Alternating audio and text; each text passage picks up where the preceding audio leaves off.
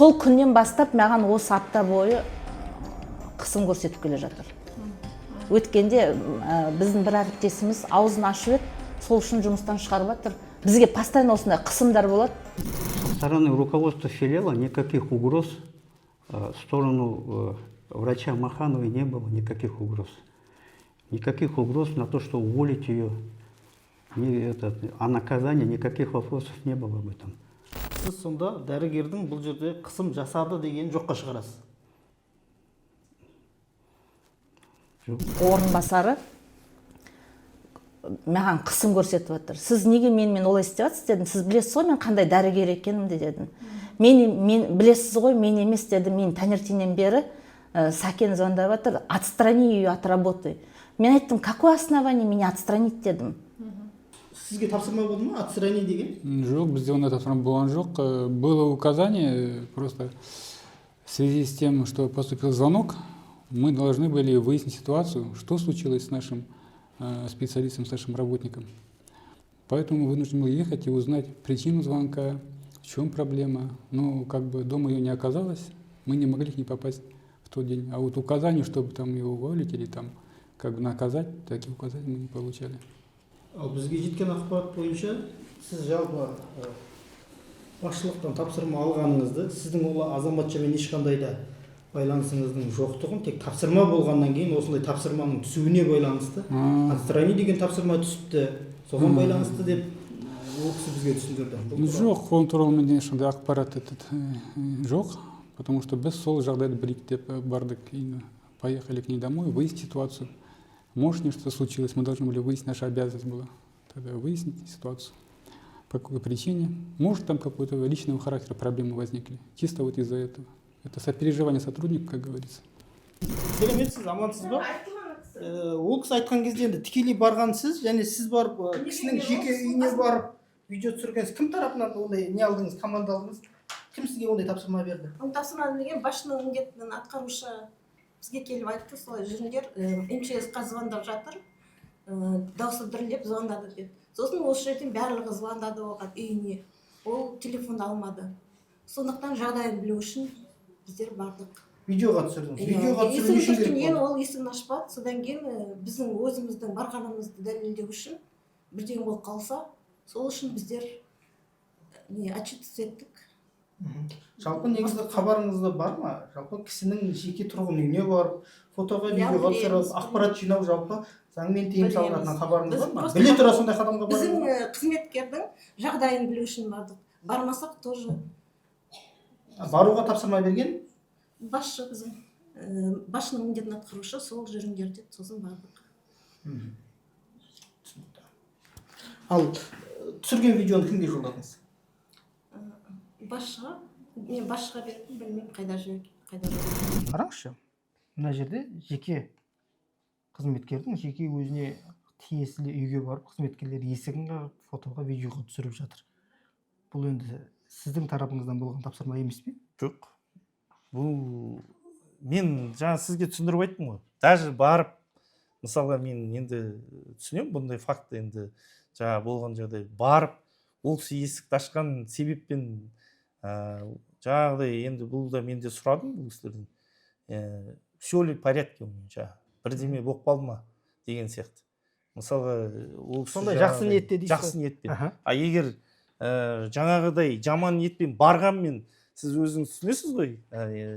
Адам есігін ашқанмен не жасай алады? Кейбір кресло дивандарды неден алып келген, свалкадан алып келгенбіз деді. Фельдшерлар айтты.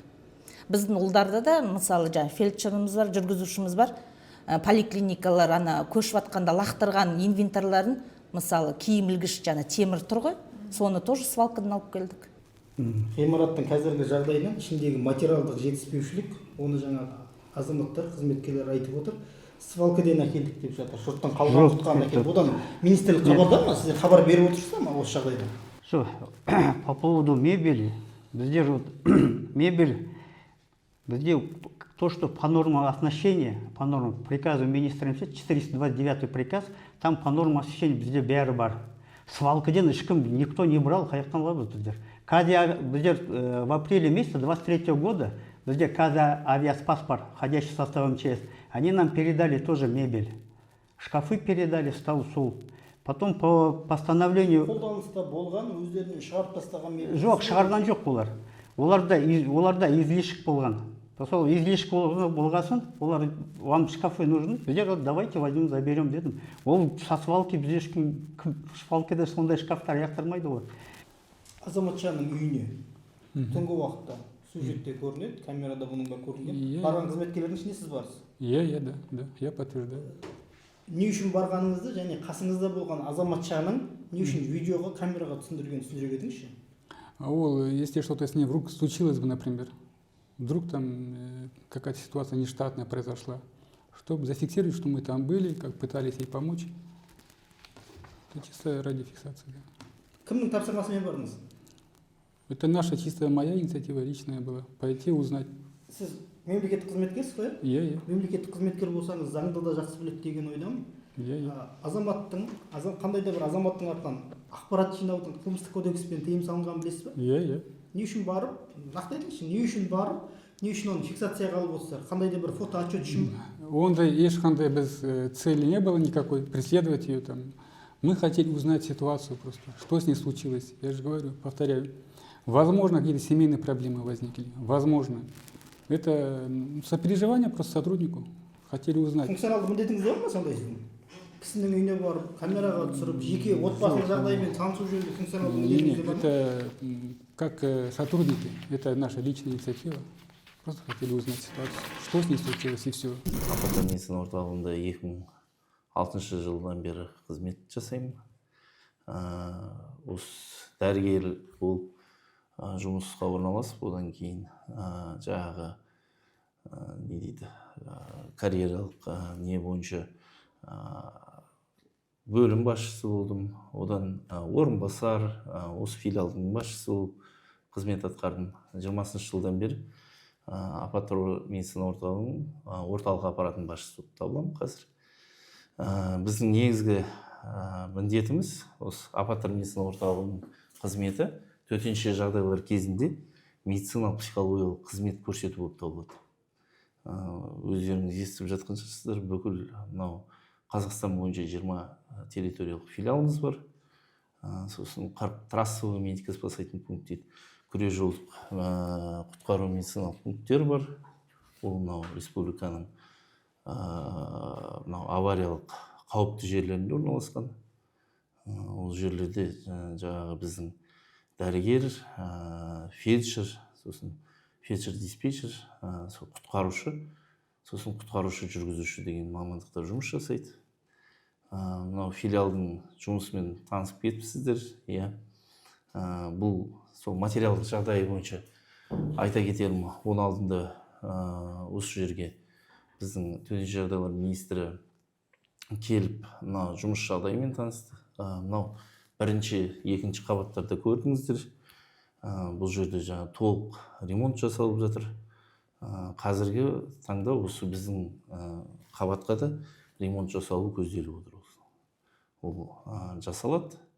Мынау ғимаратта білесіздер, ремонт жүргізілгеннен кейін олардың жаңа жұмыс жағдайы жақсарады. Сәкен Таскулович маған лично шықпайды ғой, үлкен басшы.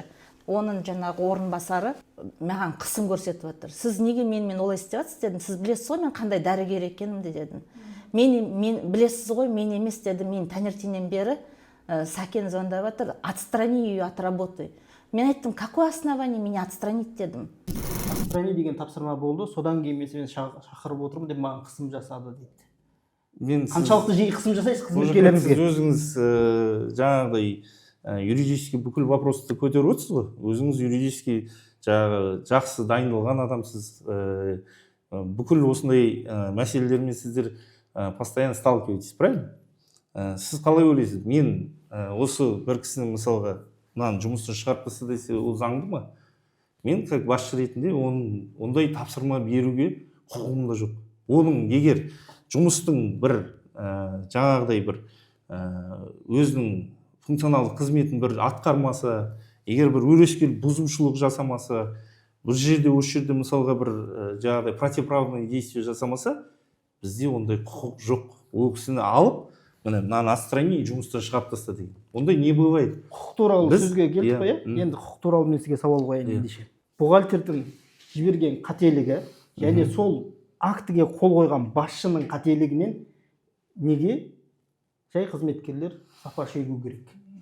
Қайтару қаншалықты заңды болып танылады? Біздің білуіміз бойынша еңбек кодексіне сәйкес түскен айлық немесе жаңа премия дейміз ғой, түскен жағдайда қайтармауға құқылы заң бойынша. Сіздер нені негізге алып, өздеріңіздің қателіктеріңізді былай бір сөзбен айтқанда осылай қайтару арқылы жапқыларыңыз келіп отыр ма? Осы сұраққа жауап беріңізші. Жоқ, ол ондай емес. Бұл жерде жаңағы білесіз, мынау средний начисление заработной платы деген бар, об утверждении единый правил начисления средней заработной платы деген. Ол 908-ші жаңа приказ здравоохранения 30-ші қарашадан 2015 жылы. Сол жерде көрсетілген қалай мынау азаматтық қызметкерлердің отпускной саналады жаңа. Сол мәселе бойынша бізде жаңа 23 жылы жалақы көтеріліп, бізде мынау 1С программасы бойынша средний заработный платаны есептеген кезде алдыңғы редакциясында жазылған по дням деп жазылған.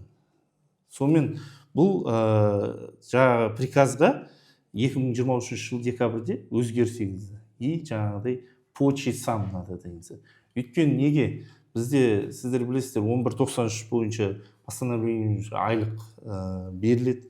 Сол айлық бойынша жаңа еңбек кодексінде де жаңағы бүкіл осы біздің мемлекеттік мекемеде жұмыс жасайтын адамдар баланс рабочего времени деген бар. Ол мынау есепші кісілер жақсы біледі, оны финансистер. Сол балансты біз жаңа соблюдать етіп отырып, адамдарда дежурство ойлады жаңа график не бойынша шамадан сол заңның аясынан тыс көп жұмыс жасауға да болмайды. Білесіздер, соның бәрінің нормативі бар. Сол норматив бойынша есептелінеді.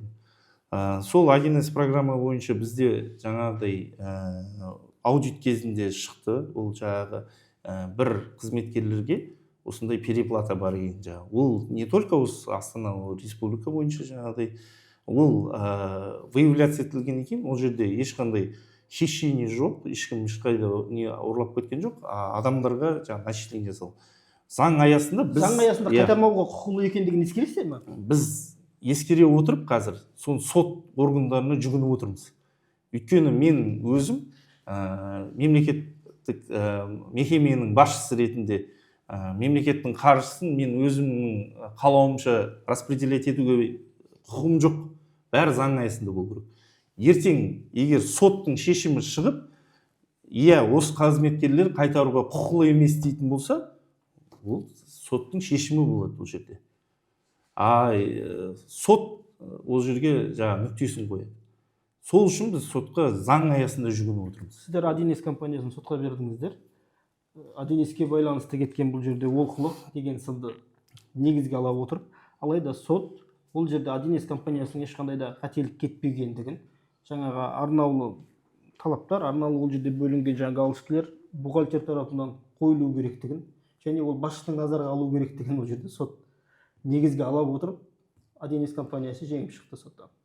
Осыдан кейін де тағы да жалғастырасыздар ма енді азамат қызметкерлердің ақшасын қайтаруға тағы да сотқа беріп жатсыздар, мен түсінгенім? Біз бірінші этап жаңа өттік, енді екінші этаппен жаңа адамдармен жаңа жұмыс жүргізуіміз керек.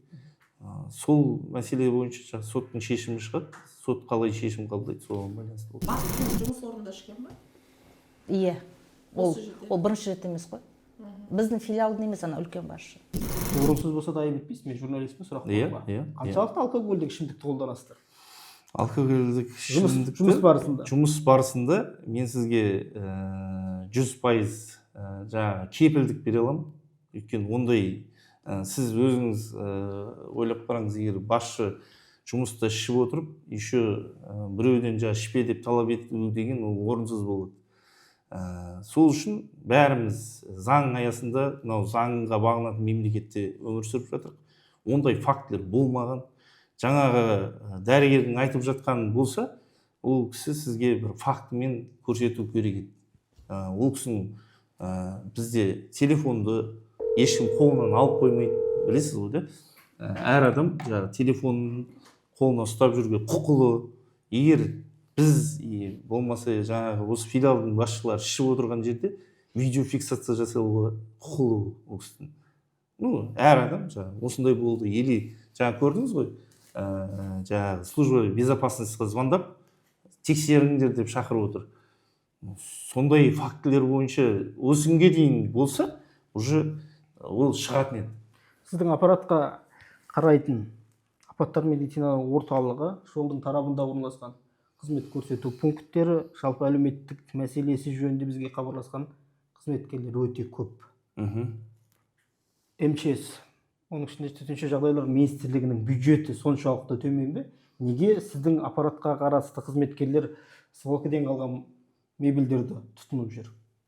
Оны мен сюжетті көрдік.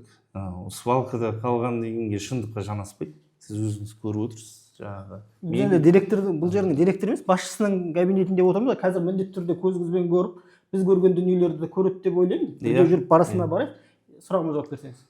Ондай шындыққа жанаспайды. Біз осы филиалдың жаңағы согласно жаңағы норма положенности дейді ғой, барлығының мебелі қамтылған. Және жаңағы 20-шы жылы білесіз, жаңағы қаулы бар 108-ші жаңағы мемлекеттік мекемелер осындай жаңағы сатып алу нелерін қысқарту жайлы жаңағы. Ол мәселе бойынша қазір мынау сіздердің кешегі түсірген сюжеттеріңіздегі мебельдер, мен сіздерге айтатын болсам, әр қызметкер өзіне жеке шкаф қойып, жеке бір жаңағыдай условие жасағысы келеді. Сіз өзіңіз білесіз ғой, да, біз мемлекеттің жаңағы жұмысын атқарып отырып, әр адам үйінде құқылы жаңағы шегені қай жерге қағып тастасаңыз да, қай жерге бұрап, қай жерге ілгіш қойып қойсаңыз да. Біздің тарапынан прошлымен келіп, жаңағы шкафтарды қараған кезімде, енді жаңағы жеке заттары адамдардың, енді ол жеке затты үйде сақтауға болады, білесіз ғой, да. Біздің қызметкерлер ол жерге форменное амонирование керек кезінде. Әр адам үйінен мысалы киімін түзулеп, бәрін келсе жұмысқа, келіп түскен кезінде дайын болып келу керек жұмысқа. Және жаңағы түнгі уақытта егер шақырту түсіп, түнгі уақытта егер мынандай көлік жүрмейтін болатын болса, не болатын болса, біз үйіне жаңағы машинаны жіберуге жаңағы тездету үшін мысалы, или біреу жаңағы жолдан алып келуге, сол кезде жаңағы қызметкер киіммен дайын болып келу керек. Бұл жерде әр адамға жаңағы бөлек шкаф қойып, бөлек жуынатын, бөлек киінетін мынандай шкаф создавать етіп қою, ол мен қажеттілік деп ойламаймын, ондай қажеттілік. Әр қайсысында бар өзінде бөлек-бөлек. Әр бригадада 4 бөлек шкафы бар. Әр бригадаға өзінің имуществосы бөлінген. Сол имущество бойынша ол сол шкафты пайдаланады. Танысаламыз ғой қазір, Танысу. Енді сұрағым, апаттар медициналық орталығының қызметкерлері барған кезде КамАЗда түнеп, ішерге ас таппай, іштегі қызметкерлер ішім-жемге өзіміз Каспий Голдтан аудардық деді. Тамағымыз жоқ деді, жағдай жоқ деді, қай жерге баратын білмейміз деді. КамАЗдың ішінде отырды. Тамақтарына біз ақша салдық өзіміз, көмек ретінде. Командировочный түскен жоқ деді. Ол сіздер сюжетте жаңағыны естідік. Енді Гүлдана Камилбековна сіздерге сондай ақпарат берді. Егер жаңағы шындыққа жанасып жатса, ол кісі сізге фактісін көрсету керек. Бұлай ол кісілер дәл сол 3 кісі, сіз сол кезде сюжетте выступать еткен кісілер ешқандай командировка сапарға бармаған осы жылы. Біз бардық деген жоқ. Біздің әріптестеріміз деді. Барған әріптестеріне продуктісіне біз ақша аудардық деді. Ол шындыққа жараспайды. Ол бізде мемлекетте командировочный ақша дейді ғой, бәріне қарастырылған. Мысалға, білесіздер, осы су тасқыны болған жағдайда, болған кезде бізде 20-дан астам бригадалар жұмыс жасады. Қазақстан Республикасы бойынша. Ол Жамбыл облысы, Шымкент, Түркістан облысы, сосын қайсы облыстағы Ақтөбе, Орал қаласы, барлығы сапарды болды. Барлық қызметкерлер. Астана қаласы ғана емес, Астана қаласынан барды, жаңа қызмет КамАЗда түнеп дегеніңіз ол шындыққа жанаспайды. Өйткені сол жерде территориальный департамент ЧС бар.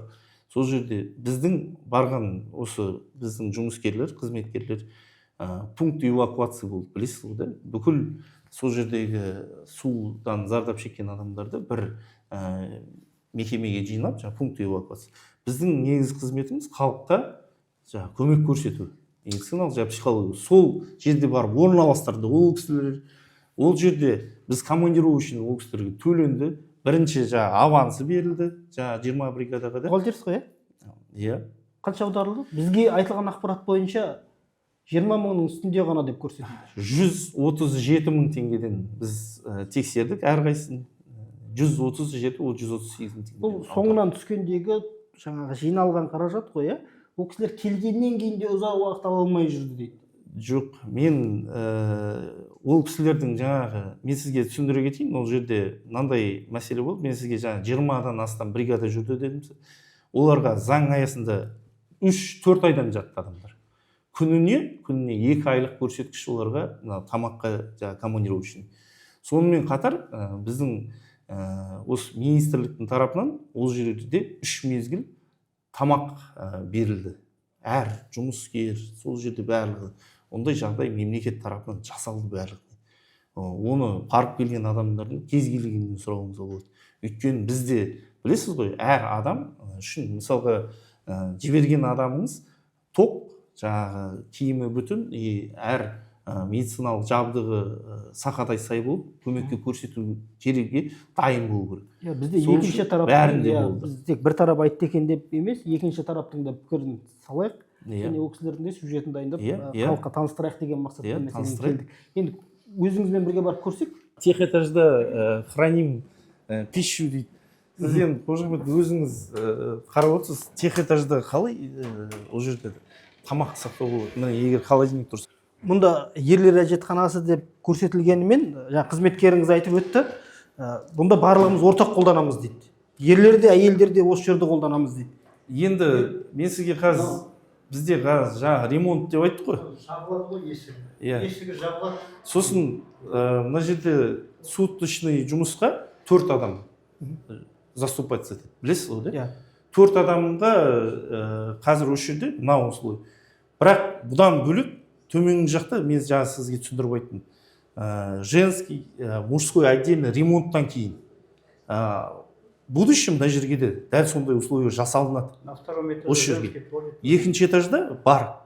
Біздікілер крем қолданам деген кезде оларды кіргізбей жатқан ешкім жоқ.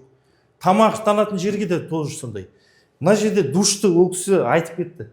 Душқа да мына жерде ешкім запрет қоймайды. Сосын 4 адам бізде мына душтың условия жасалған себебі, егер вызовқа барып бізде мен бұлардың жұмысы оңай деп айтпаймыз. Жаңағыдай бір қан болмаса бір биологический жидкость тиген кезде хотя бы условия болсын, бір жерін жуып бірдеме. Но бұл жерде бір полноценный жаңағыдай бір жуынып бір 15 күн өмір сүрмейді бұл жерде. Сюжет барысында байқасаңыз, мынау жаңағы қол жуатын, ыдыс жуатын, қарапайым мына сабындарға дейін өздерінің қалталарынан алғандығы жөнінде деген айтылады. Бұған қаражат бөлмейді ме сонда? Бөлінеді. Бұндай ешқандай нет. Мынау бәрі клининговый компанияның услугасына кіреді. Бұл кісілер үйден алып келеміз деген шындыққа жараспайды. Клининговый компанияның жұмысына көңілі толмайтындығын арасында өзіміз жуып тазалаймыз. Өйткені бұл жерде санитарлық талаптар сақталыну керек деген әңгіме айтылды осы жерде.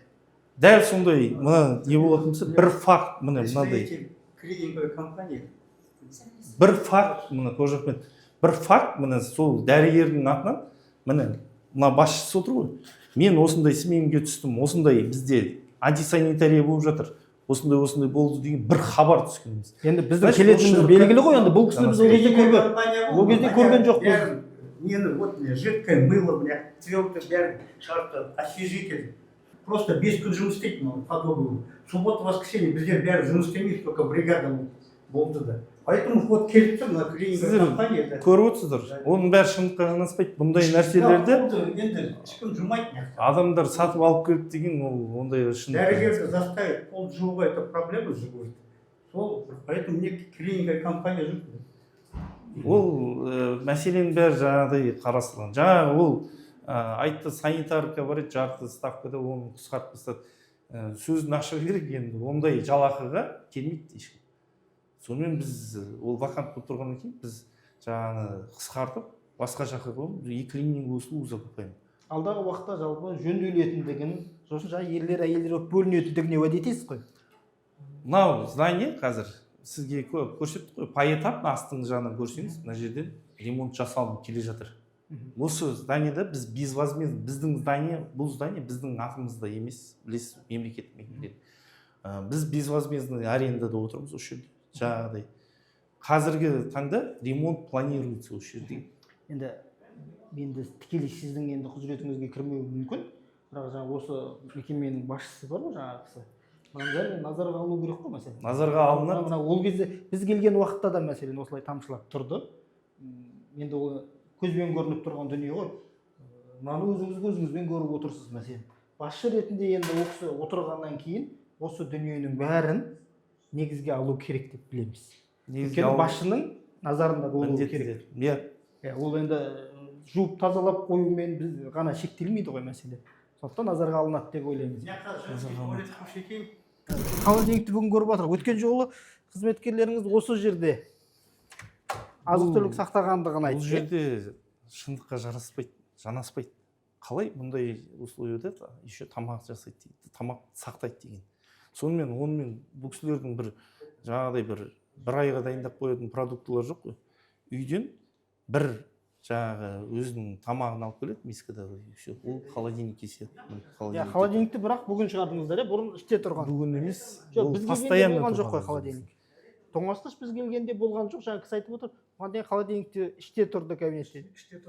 Іште тұрды. Айтқан еді, министр келеді, сосын неге. Жоқ, енді сол жерде бірақ кез келген қызметкерден сұрасаңыз болады. Холодильникті біреу жаңағыдай тығып қойып, бір запрет қойып, оған ол біздің өзіміздің интересімізде ол кісілерге условия создать. И жаңағыдай бұл жақта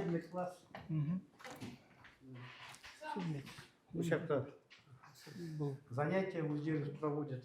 Манекендер. Бос кезінде әр жаңа қызметкер самоподготовкамен айналысады. Жаңағы өзінің жаңағы практикалық навыкын жаңағы жоғалтпау үшін мынау осы барлық условия сол кісілердің жаңағы жұмыс барысын жақсарту үшін қарастырылған. Мына бөлмеде барлық кезде де әрқайсысының өзінің доступы бар. Сабақ өтемін өздерінің жаңағы бос кезіндегі айналысатын жұмыстармен айналысады. Дамытылады дейсіз ғой кез келген уақытта, иә? Енді аппараттың басшысының көзінше сұрайыншы, өткен жолда болған еді. Айып етпейсіз, рұқсат болса. Мынандай черновик дейміз ғой, бұрын соңды қолданыста болған қағаздарды қолдануға мәжбүрміз деді. Өйткені А4 қағазы бізге, А4 қағазы берілмейді, соңғы рет қашан берілгенін ұмытып қалдық деген мәселе көтерді. Осы жөнінде айтыңызшы. А4 қағаз неге берілмейді? А4 қағаз ол специально жасалынған нәрсе, өйткені біз электронды вариантқа көштік. Соңғы рет А4 қағазын канцелярскийден қашан алдыңыз?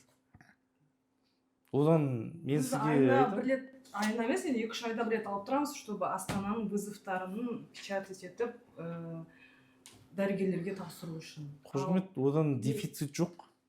Канцелярский товардан дефицит жоқ. Қанша сұрайды, сонша беріледі. Барлығының нормасы бар. Қанша сұрайды, сонша. Мен канцелярский қағаздан ешқандай филиалда дефицит жоқ. Барлығымен мемлекеттің есебінен сатып алынады. Барлығына норма бойынша беріледі. Ешқандай А4 бумагадан өзіміз алып келеміз деген шындыққа жанаспайды. Қанша канцелярский товар запрос жасайды, сонша алады. Ешқандай ешкімде ондай бір не жоқ. Міне, мына жерде әр А4 бумагадан жатқан көріп тұрсыз, ондай ешқандай жаңағыдай одан кемшілік бір жерде жетіспеушілік деген жоқ. Барлығы жеткілікті бар. Диспетчер азаматша өзінің жаңағы еңбек келісім шартында отырғаны бойынша, бұл Астана қаласы бойынша келісім шартқа отырған. Қосымша жүктеме ретінде республикадан қоңыраулар қабылдаймыз, оны топтастырып тиісті орындарға жібереміз. Оған бізге ешқандай қаражат төленбейді дейді. Ол Бұл туралы- регламентпен, сосын жаңағы регламент, сосын біздегі мынау осы Астана қаласының диспетчерлерінің функционалдық жаңағы обязанностьсына біз жазғанбыз оны. Сіз бұл жерде біз жаңағы мемлекеттік тұрғыдан қарап шықсақ, бұл кісілердің барлығы мына жерде жаңағы 9 фельдшер бар, осы жерде 9 фельдшерді кез келген ЧС болған кезде бұл кісілерді алып шығып кетуге құқылы. Өйткені міндетті әрқайсысы медициналық көмек көрсетеді. Сол үшін мынау 1193-те білесіз, әрқайсысында надбавкалар бар жаңағы. Сол байын толыққанды алады. Бұл кісілердің жұмысының жаңағыдай нагрузкасы бәрі есептелген. Егер бұл кісілерді біз центральный аппаратқа алып кетіп, біздің аппаратта республика бойынша жинап қоятын болса, мына жерде 3 адам қалады, білесіз де. Сол мәселе бойынша бұлар круглосуточно отырған үшін бірге осы кісілер. Бір жағы постоянно связьда, жаңағы 3 кісінің кеткенін ес. Бұл жерде мемлекет жаңағы тұрғыдан еще 4 адамды қайтадан дополнительный штат дублирующий не создавать. Өйткені бір-бірінің функциясын осы кісілер 4 адам жасап отырғанда, еще 4 адамды бұл кісілердің үстінен қаратып қою, ол мемлекеттік тұрғыдан біз ойлаймыз, ол қажет емес. Өйткені бұл кісілердің нагрузкасы бойынша қазір біз қарап отырмыз бәрін. Бұл кісілердің жіберген обрабатывать ететін информацияның барлығы центральный аппаратта дәрігерлер отыр, солар обрабатывать етіп қарап отырады. Мекеме үшін, басшылық үшін бір қатты бір қиын деп ойламаймын. Бұл жерде медициналық аппараттар, медициналық орталығы болғаннан кейін белгілі медициналық санитарлық талаптардың да сақталуы керек талап бәрімізге ортақ қой. Сондықтан енді басшы ретінде мына дүниелерді реттеп қою қандай да бір қиындық Тумайды. ойламаймын. Осы қазір жаңа сізге айттым ғой, енді бізде поэтапно ремонт жасалынып келе жатыр. Осы барлық кабинеттер ремонттан өтеді, барлығына условия жасалынады. Жаңа мен сізге айтып өткендей, астыңғы этажда жаңағыдай полноценный жаңадан салынған столовый бар. Барып қарасаңыздар болады. Ол жерде өткенде министр келген кезде төтенше жағдайлар осы департаменттің басшысы біздің жеке құрамға барлығына айтып түсіндірген. Бәріміз орта бір жерден қолдануға құқығымыз барлығымыз. Оған ешкім ешқандай шектеу қойып жүрген жоқ. Дәл осы жерден бұл кісілердің енді мына қасында отырып жаңағы тамақтанғандар өздеріне бір жаңағыдай не шығар, жаңағыдай жақын жері деген сияқты. Бұлай астында условия полнейший жасалынған. Бұл кісілер сол жерге барыңдар деген ұсыныс постоянно айтылады. Қызметкерлеріңіз үшін қаншалықты ашықсыз, ашықтық позицияны ұсынасыз ба қызметкерлеріңіз үшін?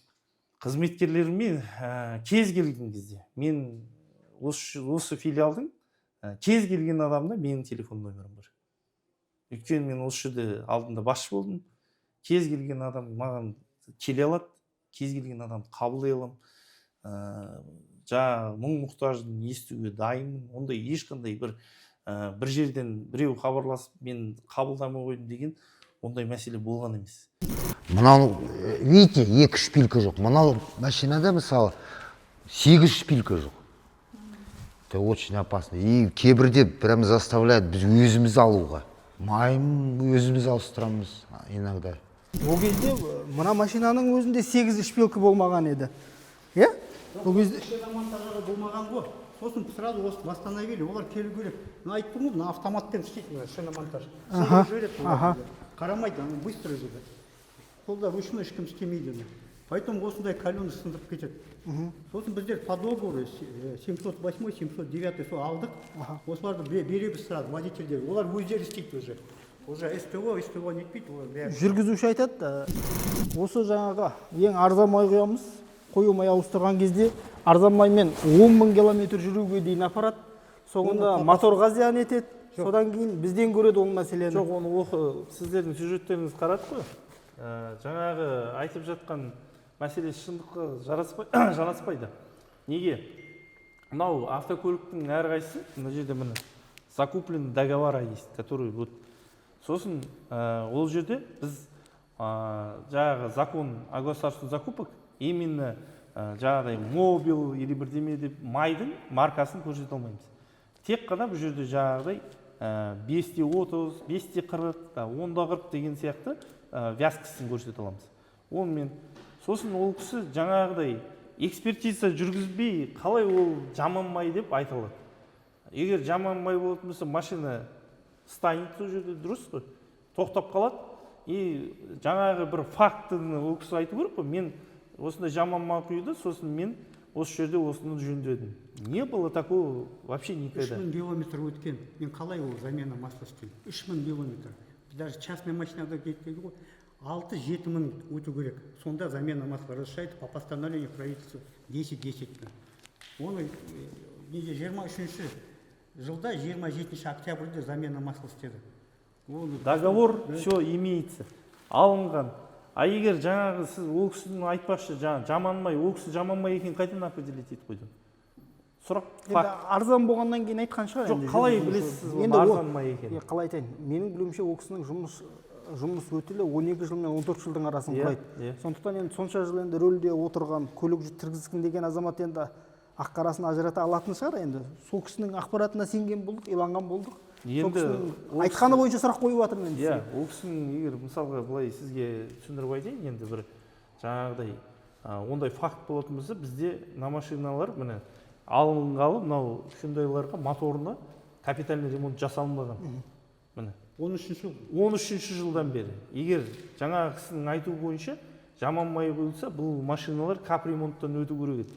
Әлі 3 машина бар, 3 автокөлік. Үшеуіне де ондай ремонт жасалынбады. Оны порталдан да қарасаңыздар болады. Біздің әр машинаның өзінің паспорты бар, жаңағы папкасы бар, қандай договор, қандай техобслуживание жүргізілген. Сосын жаңағы 10 мыңға барады деген, ол постановление так звучит заң аясында. Бір қорытынды сұрақ қойыш. Қол астыңыздағы қызметкерлердің айлық жалақысымен таныспыз. 140 мың, ал диспетчерлер 200 мыңға жетпейтін айлық алады. 250 сменына байланысты. Несіне байланысты? Стажына байланысты. Ол жаңағы 1193 бойынша категория, стаж.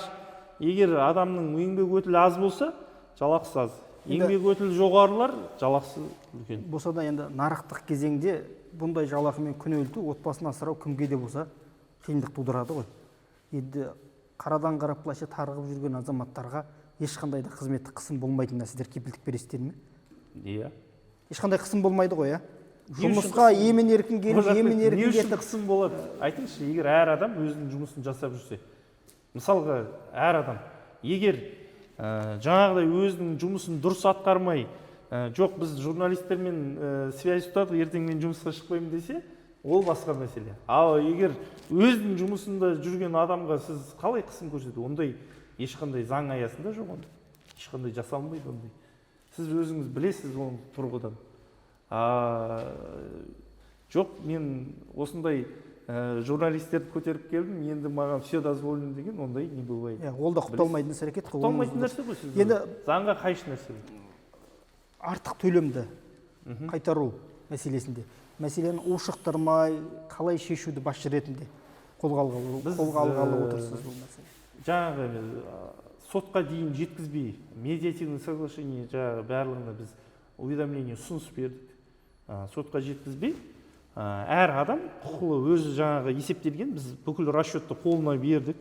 Міне, кез келген финансистке санатып қараңыздар, дұрыс емес шейін. Егер ол кісі жаңағыдай маған письменно, жоқ, мына жерден сіздің мынау мәселеңізге келіспеймін, мына жерде сіз дұрыс санамапсыз десе, оны қарастырамын. А егер жаңа дұрыс болған жағдайда, бұл жерде егер жұмысшы келіспеген жағдайда, сот шешімі бойынша жаңа нүктені қояды.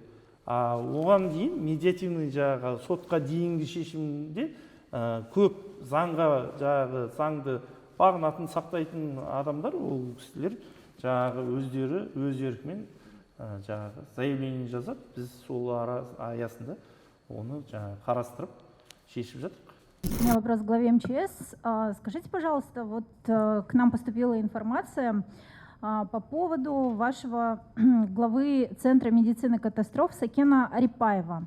Вот на него поступают жалобы, что якобы та техника, которую вот МЧС заявляет, что покупает, что на самом деле это не новая техника, а просто идет ротация между филиалами. Также сотрудники этого центра, они заявляют, что под руководством Арипаева с его подачи работают бухгалтера, которые получали условные сроки за хищение. Кроме того, как бы человек занимается настоящим самоуправством. В курсе ли вы этой ситуации, в курсе ли вы этих жалоб, которые вот идут к СМИ от сотрудников Центра медицины катастроф Астаны? Первое. В части закупки или ротации старой техники, на самом деле они вообще долгое время ничего не закупали. Вся техника старая у них на самом деле. Те трассовые пункты, которые сейчас я перечислил, 40 пунктов, там на самом деле техника оставляет желать лучшего. Мы сейчас думаем, как комплексно этот вопрос решить, поэтому никакой там за последние, я не знаю, там 5 лет точно никаких там определенных сдвигов в этом плане нет. Именно персонально к нему никаких вопросов со стороны министерства нет. Этот человек всю жизнь отдал своей сфере деятельности, и на самом деле он радеет за будущее Центра медицины катастроф, и мы его будем в этом плане поддерживать. Я думаю, что не все сразу, там на самом деле есть масса вопросов, которые нужно решать, и мы будем это делать поэтапно. То есть вы, как руководитель МЧС, отрицаете, что Арипаев занимается самоуправством? Самоуправство. Можно, если есть факты, пожалуйста, мы готовы разбираться. От таких Ну, как видите, ваши сотрудники, они обращаются к СМИ, но напрямую, видимо, к руководству МЧС боятся обращаться, потому что ожидают неадекватной реакции со стороны Арипаева. Мы видели то, что в СМИ, где-то в YouTube-канале, по-моему, я видел это видео, если вы о нем говорите. Там, в принципе, я провел так внутреннее разбирательство по этому поводу. Ну, многие факты, они там, как бы сказать, преувеличены. Не скрываю, что там есть проблемы, не скрываю, что там есть сложности, но гораздо хуже есть подразделения, которые мы сейчас исправляем. Поэтому мы и до них доберемся и сделаем там порядок. Это вопрос времени просто. И в этом не виноват Арипаев, кстати. А кто виноват? Ну, ситуация так сложилась, поэтому время нужно. Шырас мырза, сауалым сізге. Мен әріптесімше және сауал қойған кезде апаттар медициналық орталығына қатысты сюжеттің жалпы асыра сілтеленген, ол жердегі мәселенің ауқымды етіп көрсетілгенін айтып жатырсыз. Көзіммен көрген азамат ретінде бірқатар фактіні келтіре отырып сауалымды жолдасам. Қарапайым ғана медициналық арнайы көліктің бір машиненің өзінде 8 шпилкасы болмады баллондарының. Оны ауыстырып қойыпты. Біз бір аптадан кейін барғанымызда. Екінші мәселе. Ол жердегі әйел қызметкерлер мен ер қызметкерлер ортақ бір әжетхананы қолданып келді. Ол жерде де медициналық санитарлық талаптардың сақталынып тұрғаны шамалы. Қоймаға барып енді асты сақтап отырғанын көзімізбен көрдік, оны сюжетте де баяндадық. Ал ендігі негізгі сауалым. Қызметкер өзінің басшысының жұмыс орнында алкогольдік ішімдік ішіп отқанын 112 сенім телефонына шығып хабарлайды. Неге 112 сенім телефонында отырған диспетчер хабарласқан азаматтың жеке ақпараттарын басшыға хабарлап айтып, дер кезінде шара қолданудың өзінде неге осындай жеке адамның ақпараттары жарияланады, және сіздің басқаруыңыздағы мекеменің басшылары неге жеке қызметкерге қысым жасайды? Осыған жауап берсеңіз. Құрметті Қожа Ахмет, жаңағы сіздердің бейне материалдарыңыздағы көрсетілген жағдай, ол тек қана бір жақты ғана болып тұр, ол субъективті. Бірақ ондай мәселенің екі жағы болады әдетте, өзіңіз білесіз. Сондықтан да мен айттым, ешкімді жақтамаймын, ешкімді олармен туысқандарым емес, таныстарым емес, объективті жағдайды береміз қандай екен.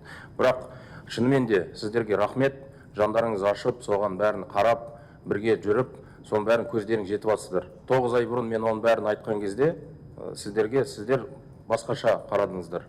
Мен айттым, осы Астананың өзінде, Астананың орталығының өзінде жағдайлар мәз емес деп. Сіздің көріп атқан 6-шы депоның жағдайы, ол қазіргі таңда ең жақсылардың бірі десек болады. Сондықтан да басқаларына барып көрсеңіздер, әлі бар біраз жұмыс істейтін. Бірақ оны біз айтып отқан жоқпыз, бәрі жаман, бәрі нашар деп. Ақырындап бірте-бірте кішкентай қадаммен бәрін жасап жатырмыз. Оған дәлел ретінде 112 KZ деген YouTube каналда бүкіл кейстарымыз бар. Қандай болды бұрынғы жағдай, қазіргі жағдай қандай болып жатыр. Оның бәрі істелініп жатқан нәрсе қызметкерлерге тікелей арналған. Оның бәрін біз өзімізбен бірге үйге алып кетпейміз. Біз осы қызметтен кеткеннен кейін тағы жылдар бойы оның бәрі қалады келесі ұрпақтарға. Сондықтан да олар бәрін дұрыс түсініп, соның бәрін сақтай білу керек деп ойлаймыз. Енді бәрі бір кезеңде, бір мезгілде жасалмайды деп мен жаңа Жания ханымға айттым. Осындай мәселелерді министрлік тарапынан қадағалаушы қызметкерлер барған кезде мәселені ашып көрсеткен фельдшердің бүгінгі таңда жұмыстан қуылып жатқандығы айтылды. Бұл енді қызметкерлер айтып отыр, басшылық тарапынан жиі қысымның болатындығын, мәселені көтерген азаматтарға жұмыстан өз еркіңмен шық деген қысымдардың болатынын айтып жатыр. Аталған мәселе қаншалықты назарыңызда? Білмеймін, енді қазіргі әлі ешқандай шешім жоқ. Сол себептен мен оның сұрақтарын бәрін зерттеп, сіздерге ресми түрде шешімін бере аламыз деп ойлаймын. Бірақ оны объективті түрде береміз. Екінші сауалым. Екінші сауалыңыз. Осы сюжетті шығарған кезде апаттар медициналық орталығы аппаратына қарасты күре жолдың бойындағы көптеген қызметкерлер бізбен кері байланыс орнатты. Өздерінің мәселелерін бұл жерде тілге тиек етті. Сіздер көріп отқан Астанадағы жағдай мынандай болатын болса, біздегі тіптен сұрақы, тіптен жағдай жасалынбаған деген мәселелерді желеу етті. Енді сұрайын деген мәселен сол бізге келіп түскен хабарламалардың ішінде Қызылорда облысында орналасқан күре жолдың бойындағы апаттар медициналық орталығына қарасты МЧС-тің мекемесі осы жерде 70-тен асқан азаматшаның 70 жастан асқан азаматшаның қызмет ететіндігі айтылды. Енді бұл дер кезінде тиісті медициналық көмек көрсететін, жедел әрекет ететін топ қой. 70-тегі азаматтың өзіне көмек көрсету керек болып қалмай ма осындай жағдайларда? Енді 70-тегі адамдың бәрін әлсіз деп айта алмаймыз ғой. Адамдар әртүрлі болады, өзіңіз білесіз. Бірақ жаңағы жағдай туралы сізде айтып жатқан нәрсе туралы мен Жания ханымға да жаңа айттым. 40 сондай трассалық медикалық құтқару пункттарымыз бар. Олардың жағдайы деген енді ең керемет емес деп айтсақ болады. 15 суткадан олар 4 адам бірге сол кезекшілікте болады. Соңғы нақтылау сұрағым. Енді заңнамаға сәйкес басшылық пен бас бухгалтердің қателігінен кеткен премия дейміз ғой. Еңбек кодексіне сәйкес жұмыскерлер қайтармауға құқылы. Қолданыстағы заңға сәйкес. Неге осыны біле тұра бухгалтерлер, центральный аппараттың бухгалтерлері қызметкерлерді өздерінің жіберген қателігі салдарынан кеткен артық төлемді сот арқылы қайтарып алуға, қысым арқылы қайтарып алуға жұмыс жасап отыр бүгінгі таңда? Енді қаражат, ақша болған жерде, бюджеттік ақша болған жерде мен өзім шешім қабылдай алмаймын. Қызметтік тексеріс өткізілді, аудиторлар тексерістерін өткізді. Соның ұсынымы бойынша сотқа беруіміз керек деді. Ол заң бойынша солай. Сот шешіп, одан кейін қалай болатынын, жаңа сіз айтып жатқан нәрсенің бәрін соттың шешімімен шешілу керек. Ондай бір кемшіліктер болса, қателіктер болса, сол заңды түрде бәрін шешуіміз керек деп ойлаймын. Бұған дейін сіздер енді АДНС компаниясын сотқа бердіңіздер. Компания тарапынан кеткен қателік, АДНС тарапынан кеткен қателік дедіңіздер. Алайда сот сіздер тарапыңыздан қателік кеткендігін бұл жерде негізге алып шешім шығарды ғой? Енді сот әділетті сот шешім шығарады, соның нәтижесінде шешім қабылдаймыз деп ойлаймын. Құрметті көрермендер, біз бүгін апаттар медициналық орталығына келдік. Бүгін бізбен аппарат басшылығы да, басшылық құрам да бізбен тілдесті. Біз екі тараптың да өзінің уәжін шығаруды жөн деп білдік. Біз ақпаратты ұсынамыз, таразылау сізден болсын.